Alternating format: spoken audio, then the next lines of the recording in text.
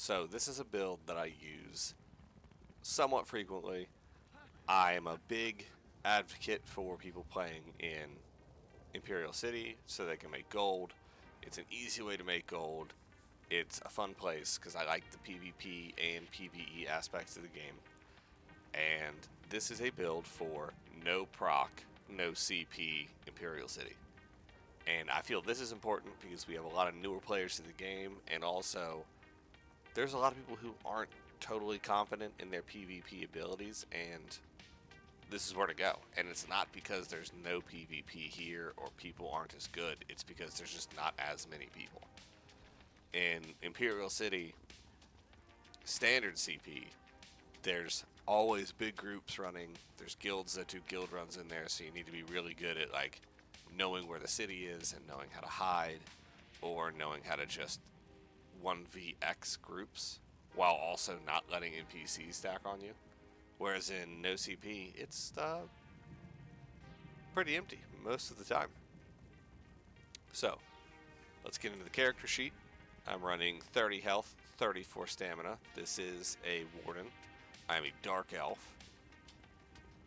The Mundus is the steed, and this is because we want movement as much as we can on here so that we can just go. Movement is king in Imperial City, and since we're a warden and not a sorcerer, we have to mitigate their bolt escape. I am running Bewitched Sugar Skulls, and that leaves us with pretty good stats, just under 30k health.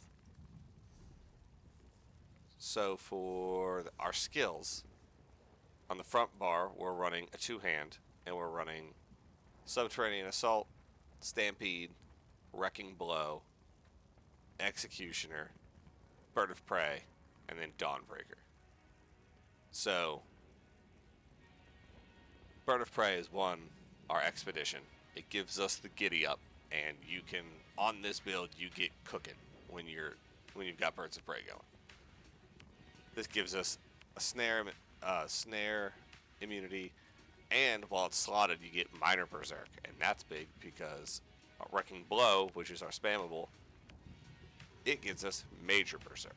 So those two things stacked, we're doing a lot more damage than we would usually be doing. Of course, Executioner is to execute. Stampede, this is just another movement skill.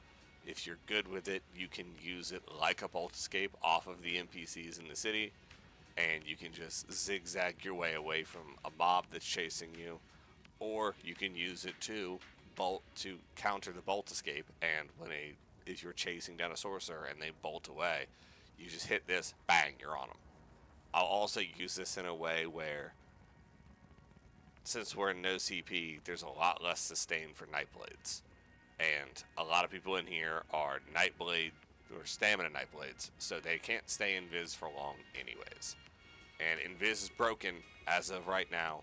This is in June, right after the Gold Road patch, if you're watching this in the future. So, like, right now, invis is broken. It is not good. NPCs reveal you everywhere. So Stampede is just free kills, free telvar.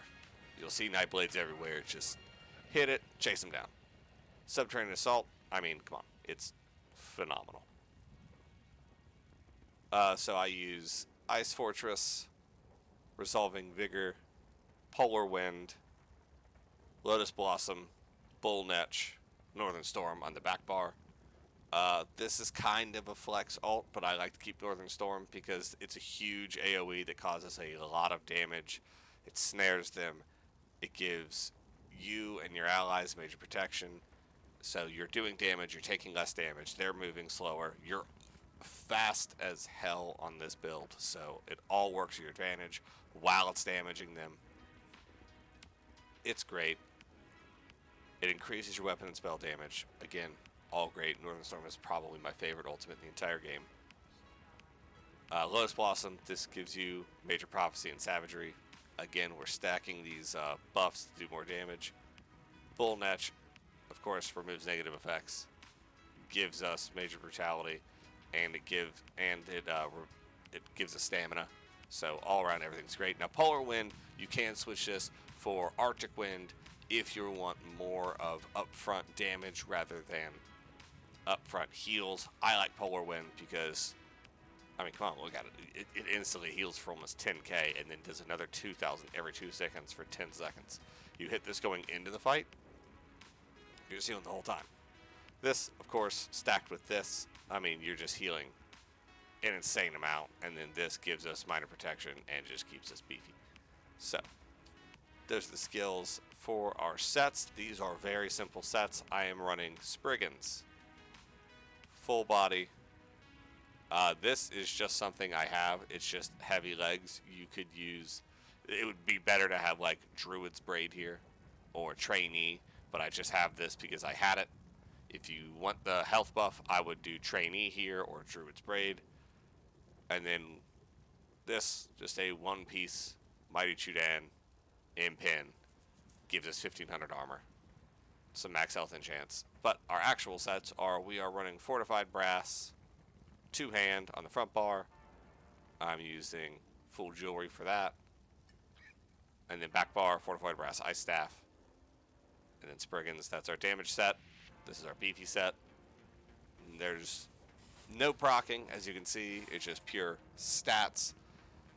And yeah, it works well for me. I am able to run people down. Not much of an issue. You can 1vx an Imperial City in here, of course, to watch out for their ranking, or if you know who they are. But other than that, yeah, it's a straightforward, solid damage set. This is so that you can farm an Imperial City safely and have fun. I'm going to include a video of running through and killing things in Imperial City. If we run into anybody in here, so be it. If not, it just proves my point that no CP Imperial City is the place to farm Telvar if you are not comfortable with PvP. Now, we do substantially less damage than we do on our proc sets in Imperial City because, I mean, on my Nightblade that I somewhat main with Tarnished Nightmare on it, I can burn through trash mobs in Imperial City in literally a flash. It is not an issue. But in here, we can't use proc and we can't use CP, so it is very standard, very basic. But it's easy, it's cheap. You can literally do 2 crafted sets, like small trait crafted sets, like two trait crafted sets. You can buy this game for $20, research 2 items, make these sets with just scrap material, and then come in here and start having fun. This is a great way to get into the game and feel out Imperial City because it's so desolate. But yeah, thanks for coming out. Don't forget to like, subscribe, check out the other videos, and I'm going to attach that footage now. Thanks, guys.